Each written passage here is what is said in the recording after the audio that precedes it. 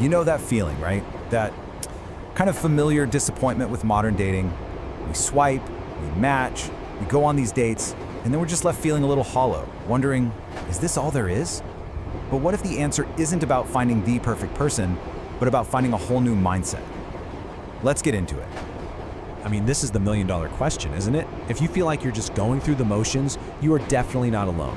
It's that feeling of being stuck on a hamster wheel, a cycle that promises all this connection, but, rarely seems to deliver.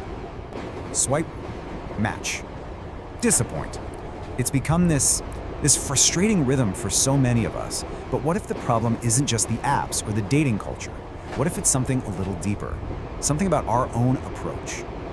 Okay, so this is where we really start to get to the heart of that anxiety. It turns out the real problem might not be what's on our phones, but what's going on in our own heads. Here's the thing. We often walk into dates with this secret agenda. Our brains are buzzing with questions like, could this be the one? Do they like me? Is this gonna last? And all that pressure to control the future, to possess an outcome instead of just experiencing a moment. That's what's making us so anxious. It really boils down to two totally different ways of thinking.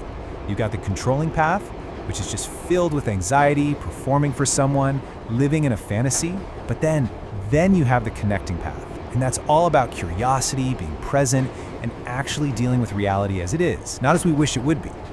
So, if our desperate need for control is the poison, what's the antidote? Well, it's a really powerful idea that might sound a little weird at first, but trust me, it is the key to breaking free from that cycle. The idea is called practical detachment. And look, this is not about being cold or pretending you don't care. It's actually the complete opposite. It's about caring enough to let go of needing a specific outcome.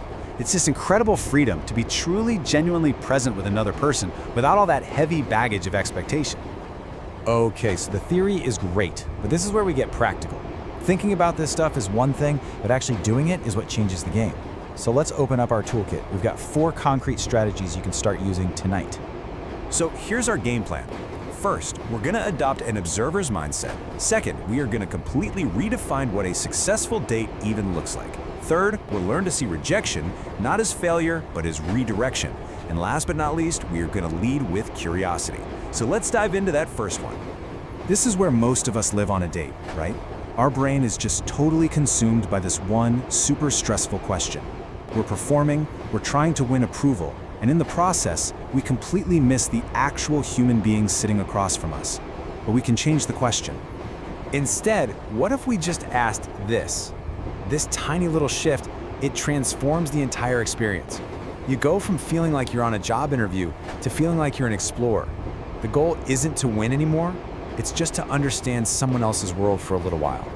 And that leads us perfectly into our second tool, redefining success. What if a successful date had nothing to do with getting a second one? What if success was just finding one single moment of real human connection, or learning something new about yourself? When you take away that intense pass or fail pressure, every single interaction becomes an opportunity to grow. That's how you build real emotional resilience. Now for the big one, rejection. It hurts. There is absolutely no way around that.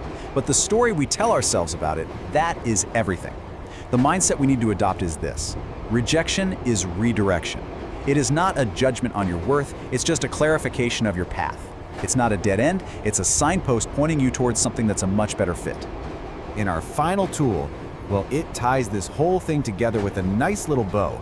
Before you even open an app, before you walk into that coffee shop, just set one simple intention. Be curious. Let that be your North Star. Ask questions you actually want the answers to. Because when you lead with curiosity, you create this space for real authenticity to show up, for them, and more importantly, for you. So when you start putting these tools together, something really starts to shift. You move beyond just trying to survive modern dating. You actually start building a totally new approach, one that's all about creating, not just searching. This new approach, let's call it mindful dating, it rests on 4 pillars. Practical detachment, so you can stay present, emotional resilience, to handle all the natural ups and downs, genuine curiosity, to keep your heart open, and a real focus on creating connection right here in the moment. And this is the ultimate paradigm shift. That emptiness we feel, it comes from desperately searching for something out there in a world of shadows. but the power was always, always with you.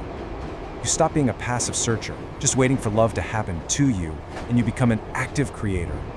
And really, that's the final thought. Create. Don't just search. You create love in every real conversation, in every moment of genuine curiosity, in every single act of caring without needing to possess. You start to fall in love with the process itself. And when you do that, you become a magnet for the exact kind of connection you've been looking for all along.